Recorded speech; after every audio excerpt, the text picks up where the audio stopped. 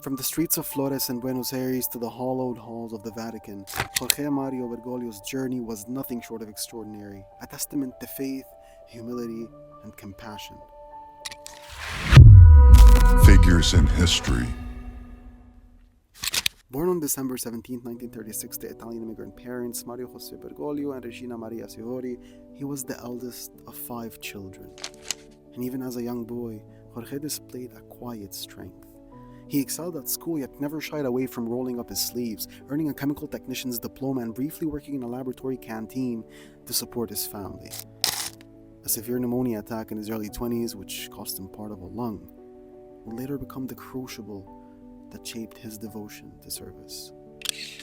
In 1958, Bergoglio answered a deeper calling, entering the Society of Jesus, and over the next decade he immersed himself in humanities, philosophy, and theology, eventually ordained a priest on December 13, 1969.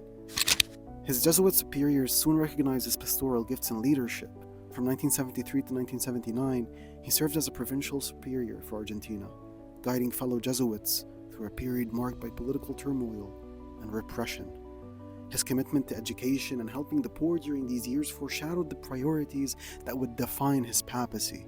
A steady rise through the church's ranks followed. He was appointed auxiliary bishop in 1992, Archbishop of Buenos Aires in 1998, and elevated to the College of Cardinals by Pope John Paul II in 2001. Yet, even as a cardinal, Bergoglio was beloved for riding the city's buses, sharing simple meals with dwellers, and confiding in students long after lectures ended. His trademark sincerity left an indelible mark on all those who met him. On March 13th, 2013, a white smoke clouded the Sistine Chapel, and Cardinal Bergoglio emerged as Pope Francis, the first Jesuit, the first Latin American, and the first Pope from the global south in over a millennium.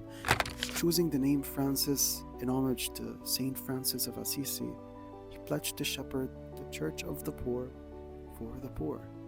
And from day one, he deserted the Apostolic Palace in favor of Casa Santa Marta, where he lived among fellow clergy, signaling a new era of simplicity and closeness. Throughout his 12-year pontificate, Francis championed the marginalized. Refugees, prisoners, and victims of trafficking found in him a relentless advocate. His visits to Iraq and the UAE highlighted his desire for unity between Muslims and Christians. He wielded his moral authority to call for economic justice, denounce environmental degradation and injustices all over the world. Molto gravi e dolorose, civili inermi sono oggetto di bombardamenti e spari, e questo è avvenuto persino all'interno del complesso parrocchiale della Santa Famiglia.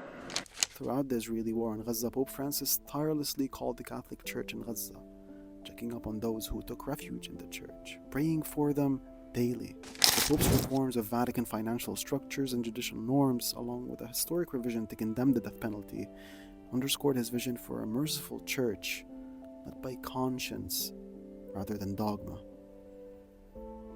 In early 2025, Francis's health waned.